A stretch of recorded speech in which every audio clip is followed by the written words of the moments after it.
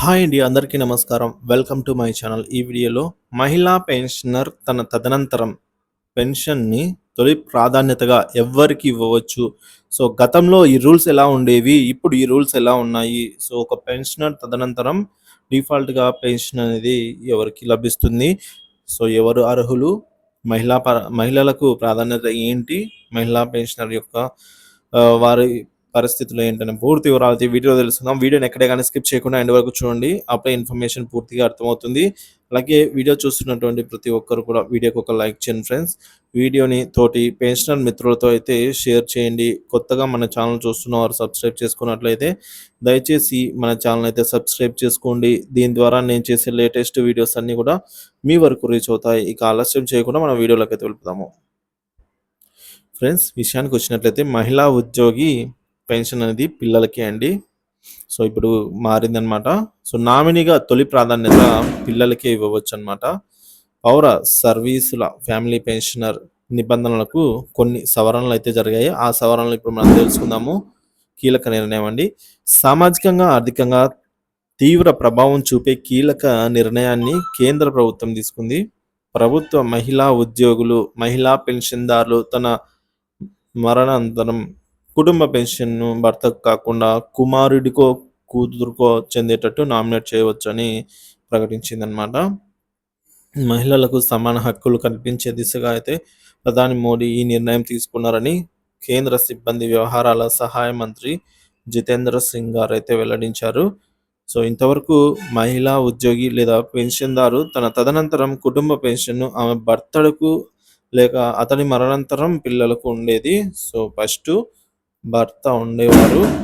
So, మహిళా పెన్షన్‌దారు లేదంటే మహిళా ఉద్యోగి ఇద్దరికి కూడా ఫస్టు భర్త ఉండే తర్వాత చిల్డ్రన్స్ అయితే ఉండేవారు.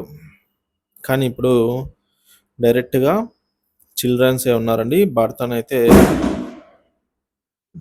ఫ్రెండ్స్, ఇక పిల్లలకు చెందేలాగా పేర్లను ప్రతిపాదించేవారు. ఇకపైన భర్తకు అతని మరణానంతరం పిల్లలకు చెందేలాగా పేర్లనైతే ప్రతిపాదించేవారు. ఇకపై భర్త కాకుండా నేరుగా పిల్లలకే పెన్షన్ చెల్లడానికైతే వీలుగా 2021 నాటి కేంద్ర పౌర సర్వీసుల కుటుంబ పెన్షన్ నిబంధనలను కేంద్ర పెన్షన్ మరియు పెన్షన్దారుల సంక్షేమ విభాగం సవరించిందండి. ఈ మేరకు భార్యాభర్తలు విడాకులు తీసుకున్న సందర్భాలతో పాటు గృహహింస నిరోధ చట్టము, వరకట్న నిషేధ చట్టము, భారతీయ శిక్షా స్మృతి ఐపీసీ కింద కేసులు దాఖలైన పలు సందర్భాలలోనూ పెన్షన్ చెల్లింపులలో తలెత్తే సమస్యలను తాజాగా సవరణ ద్వారా పరిష్కరించడం అయితే సులభమవుతుందని అయితే మంత్రి తెలియజేశారు.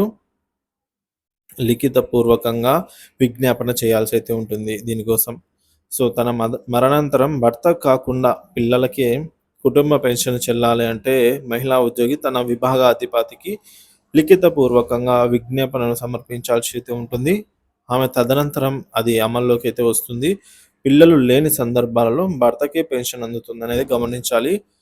కుమార్తె లేక కుమారుడు మైనర్ అయినా కూడా లేదా మానసిక వైకల్యంతో బాధపడుతున్నా కూడా వారి సంరక్షకుడైన భర్త అంటే పిల్లల తండ్రికి పెన్షన్ చెల్లిస్తారు. సో, ఒక ఆప్షన్ లేదు కాబట్టి సదరు కుమార్తె లేదా కుమారుడు మేజర్ అయిన తర్వాత మళ్ళీ పిల్లలకే లభిస్తుందనమాట. ఆ విధంగా కూడా మనం పెట్టుకోవచ్చు. మహిళా పెన్షన్‌దారు మరణిస్తే ఆమె భర్త సజీవంగా ఉన్న పిల్లలు మేజర్ అయితే వారికే పెన్షన్ అందిస్తుంది.